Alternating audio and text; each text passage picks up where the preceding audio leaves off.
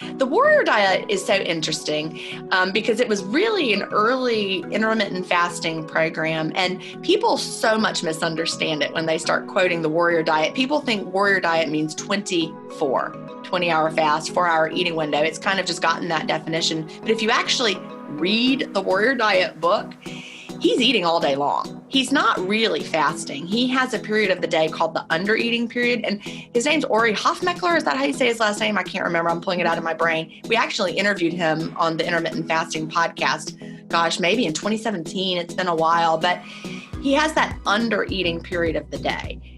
Like his theory is, if you're a warrior, you're going around, you might have a handful of berries out in the field.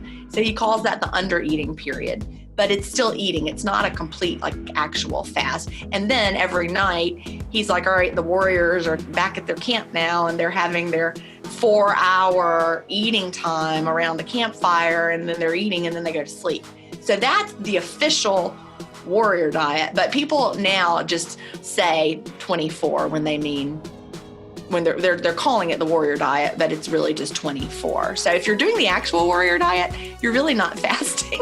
But if you're doing 24 and having a 4-hour eating window, I think that's fabulous. That's a great. Yeah, I've seen such success. I used to really kind of coach people on doing a 6-hour eating window. Yeah. And I think that's a great place to start. For me personally, right. When I first started doing intermittent fasting, I tried an 8-hour eating window. I didn't lose any weight. Not a pound, right? Nothing. And then I moved to a 6-hour eating window. I lost 30 pounds. And then in order to take me to the next level, I feel like that 4-hour window. So I feel like for that warrior diet, the only thing I like is, like you said, the 4-hour eating window is really a magical place. It is. And I love it. I'm a huge fan of it. And here's why. Scientifically, we have some research that shows what happens when we're in the fasted state. And, think about a curve, a nice little graph curve, right?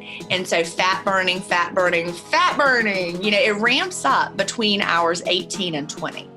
So, if you're getting into fat burning, these are just some estimates, but around between hours 12 to 16, depending on what you ate, depending on your activity levels, lots and lots of variables, but between hours 12 and 16, fat burning starts to pick up.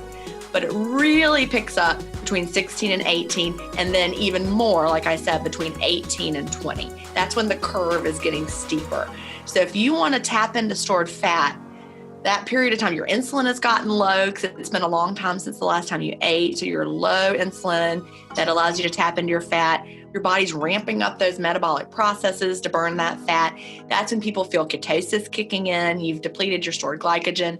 So if you can get to hours 18 to 20, you are actually tapping into fat at a higher rate than you were between hours 16 and 18 for most people. And again, these are generalizations, these are estimates, but that is why, even if 19.5 is not working for you, 24, you're like, what's the difference? It's 1 hour. 1 more hour in prime peak fat burning, that could be a huge difference.